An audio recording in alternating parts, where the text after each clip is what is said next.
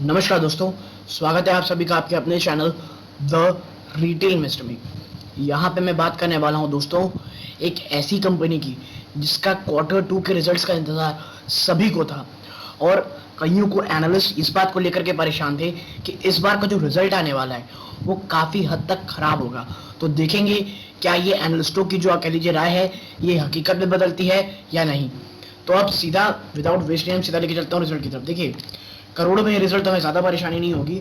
सबसे पहले देखते हैं रेवेन्यू फ्रॉम ऑपरेशंस में। तो देखिए 3668.94 करोड़ की रेवेन्यू फ्रॉम ऑपरेशन आई है, जो पिछले क्वार्टर में 4230 थी, यानी क्वार्टर ऑन क्वार्टर बेस पे एक बड़ी गिरावट है।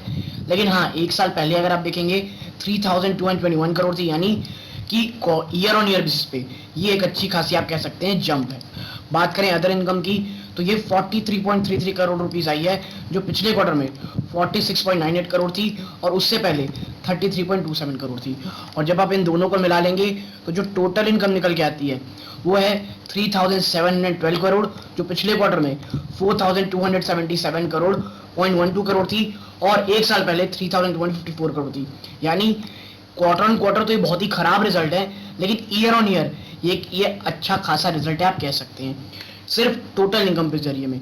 अब देखते हैं क्या एक्सपेंसेस यानी खर्चों ने रिजल्ट को खराब किया है, यानी जो टॉप लाइन में जो बढ़ोतरी देखने को मिली है ईयर ऑन ईयर, क्या वो बॉटम लाइन खराब हो जाएगी खर्चों के कारण। तो देखिए कॉस्ट ऑफ रॉ मटेरियल तो ये लगभग 2065 करोड़ रुपीस में रहा है, जो पिछले क्वार्टर में ये रहा था 2391 करोड़, यानी क्वार्टर ऑन क्वार्टर बेस पे गिरावट है। लेकिन देखिए जो रॉ मटेरियल है ना वो आप कह सकते हैं कि सस्ता रहा है, उतना ज़्यादा कोई महंगा नहीं रहा, क्योंकि अगर ऐसा रहता तो यहाँ आपको बहुत भयंकर किस्म की गिरावट देखने को मिलती।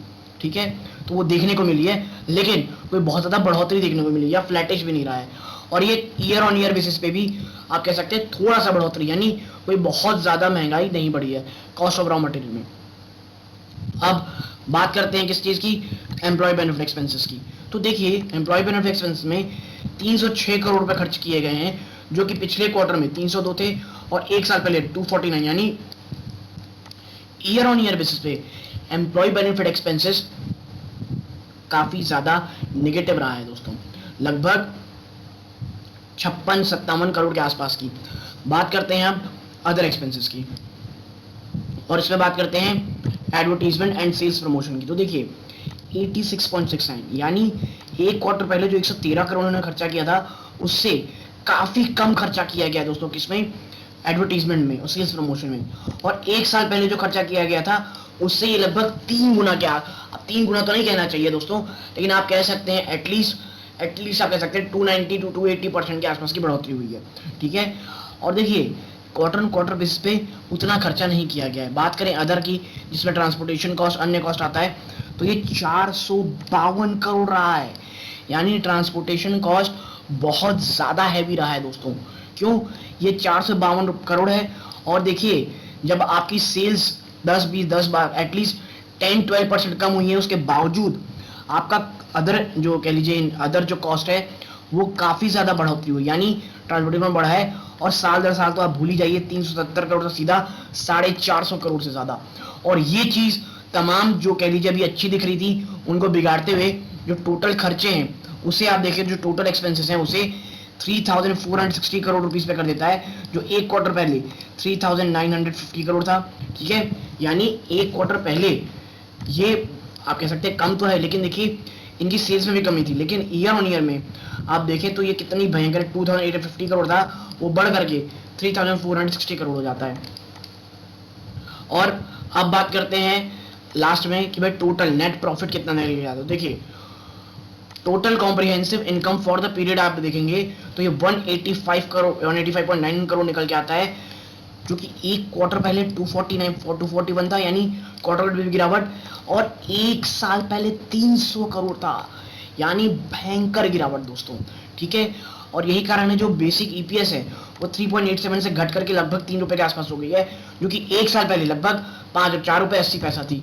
यानी ये रिजल्ट आप कह सकते हैं खराब रहा है खर्चों के कारण और अन्य चीज़ों के कारण। अब थोड़ा अगर नीचे जाकर देखें क्या ये सेगमेंट वाइज इन्होंने कुछ दिया है, तो देखिए बिल्कुल उन्होंने सेगमेंट वाइज बात कही है। आखिर गिरावट कहाँ हुई, तो देखिए जो स्विच गियर है वो 516 करोड़ से घट करके 487 करोड़ हो गए, जो कि एक साल पहले 442 करोड़ थे। केबल जो कह लीजिए एक्सपेंसेस है, जो केबल में कह लीजिए बिक्री है, वो 1192 करोड़ से बढ़ करके 1359 हो गई है, और 1143 करोड़ से बढ़ करके आप कह सकते हैं 1059 करोड़, यानी केबल का बिजनेस अच्छा कर रहा है। लाइट एंड फिक्सचर्स की बात करें तो यहाँ पर भी बढ़ोतरी ही हुई है दोस्तों, year on year, quarter on quarter basis. लेकिन जो इलेक्ट्रिक कंज्यूमर ड्यूरेबल है दोस्तों, यहाँ पे आप देखेंगे कि आपको गिरावट देखने को मिलेगी 838 से सीधा 773, ठीक है। लेकिन जो मेन प्रॉब्लम आई है वो है लॉयड कंज्यूमर से। सिर्फ 414 करोड़ 1083 करोड़ के बाद केवल 414 करोड़, यानी जो लॉयड कस्टमर है उसने बहुत ज्यादा डेंट किया है पूरे बिजनेस पे दोस्तों। तो ये है इस बार का रिजल्ट। मुझे लगता है कल एक थोड़ी गिरावट आपको शायद देखने को मिले। अगर कल नहीं भी होती है तो भी धीरे से एक दिन मुझे लगता है एक बड़ी गिरावट हैवेल्स में इंतजार करेगी। तो यदि आपको मेरी एनालिसिस पसंद आई हो, प्लीज वीडियो को लाइक कीजिए, चैनल पहली बार आए सब्सक्राइब जरूर कीजिएगा।